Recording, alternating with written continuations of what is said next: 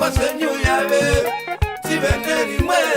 tichidzirana nyasha baba patatadzirana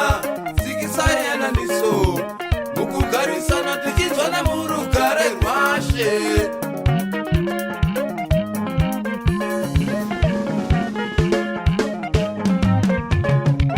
timi munosiva uyo anokuda timi munosiva neasingakudi timi vatinosiva yave kuti ndimi munyaradzi munotirwira sesisi kwasenyu baba